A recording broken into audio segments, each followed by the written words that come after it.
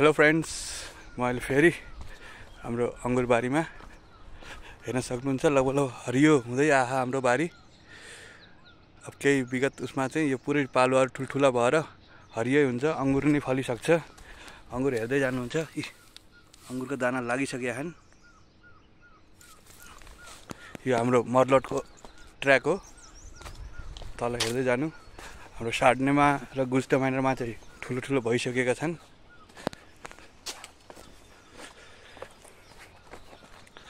हामीले यहाँ थोपा सिँचाइ पनि दिँदै पानीको लागि काम पनि गर्दै आएका छौँ।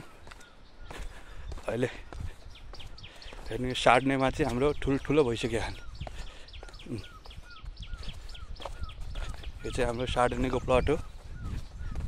सार्डने भनेको हरियो अङ्गुर। मैले पहिलाको भिडियोमा पनि भनिरहेको थिएँ। हेर्नुहोस्, मजाले अङ्गुरको दाना यस्तो हुँदै भइरहेको। मैले पहिलाको भिडियोमा अहिले देखाएको छु। हेर्नुहोस्, मजाले हरियो भएर पालुवा ठुल्ठुलो भइसकेका छन्। यो नङ्ग्राहरू आउँछ, यसले चाहिँ तारहरू समात्दै माथि चढ्दै गएका छन्। मजाले फल लागिसकेको छ। हेर्नु, एउटै बोटमा 1 2 3 4 5 6 7 8वटा 10 12वटासम्म अङ्गुर लागिसकेको छ।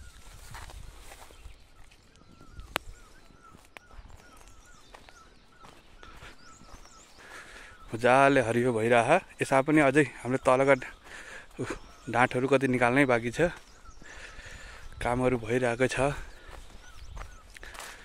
अबको केही दिनमा चाहिँ अझै ठुल्ठुलो भएर हामीले माथिका हाँगा जुन यो जुन देख्नुहुन्छ, यस्तो यस्तो जुन ठुलो माथिका छन्, यिनीहरूलाई निकालिदिन्छन्। त्यो चाहिँ किनभने तलको यो फेदलाई चाहिँ मोटो बनाउनलाई चाहिँ हामी माथिको काटिदिन्छौँ, ताकि एनर्जीहरू त्यसमा अरू उसमा वेस्ट नहोस्। हेर्नुहोस्, मैले फ्लावर भनेको थिएँ नि, हो यसरी यो फ्लावर जस्तै देखिन्छ कि राम्ररी क्लियरली चाहिँ आएन। हेर्नु, हो अलिअलि फुल जस्तो देख्नु आएको छ होला। यही भित्रै हजुरको मेल पार्ट र फिमेल पार्ट यी हुन्छ।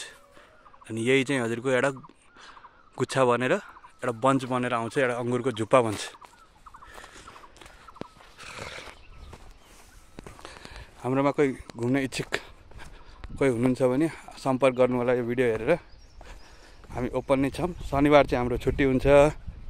शनिबार बाहेक चाहिँ अरू दिन यहाँ घुम्न या हजुरहरूलाई केही इच्छा लागेको छ, केही जानकारी लिनु छ भने यहाँ आउन सक्नुहुन्छ हजुरहरू।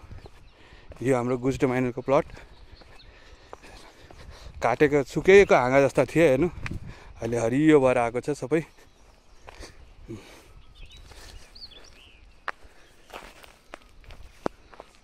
तल हेर्न सक्नुहुन्छ, मजाले हरियो हुँदैछ। पारी चाहिँ सिराजको प्लट, त्यसमा पनि अलिअलि पालोहरू आउँदैछन्।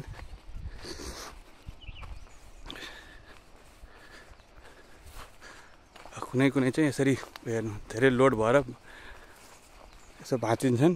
यिनीहरूलाई चाहिँ सिधा बनाउँदै लिएर जानुपर्ने हुन्छ। यो नङ्ग्राले चाहिँ त्यहाँ समात्न खोजिरहेको थियो, तर समात्न सक्ने यो नङ्ग्रा चुडेर यो आफै तल झरेको हो।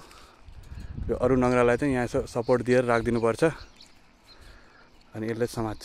हो यसरी छोडिदिएपछि सिधा भयो। यसमा पनि फल लागेकै छ। दाना हेर्नु, हरेक उसको दाना चाहिँ फरक फरक हुन्छ।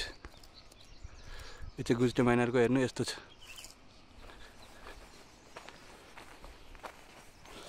मजाले हेर्न सक्नुहुन्छ, फलहरू कति मजाले लागेको छ।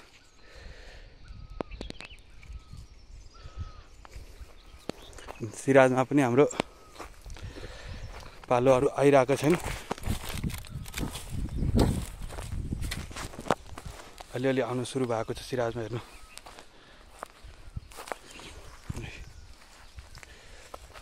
अबको एक हप्तामा यो पनि पुरै हरियो भएर निस्किन्छ।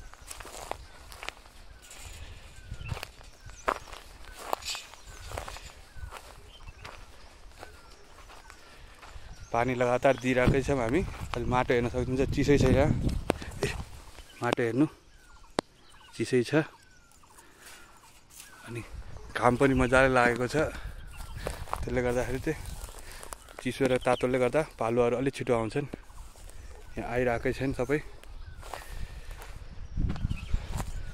अनि यसको पात हेर्दाखेरि अलि फरक छ। अर्काको पात हेर्नु अनि यो पात हेर्नु थोरै फरक देखिनुहुन्छ हजुर। तलतिर कुनै बोटहरूमा चाहिँ ठुल्ठुलो भइसक्यो छैन। अलिक चिसो पुगेको ठाउँहरूमा चाहिँ मजाले आइसकेको छ। अरू भिडियोको लागि चाहिँ लाइक, सेयर एन्ड कमेन्ट गरिदिइरहनु होला। धन्यवाद साथीहरू।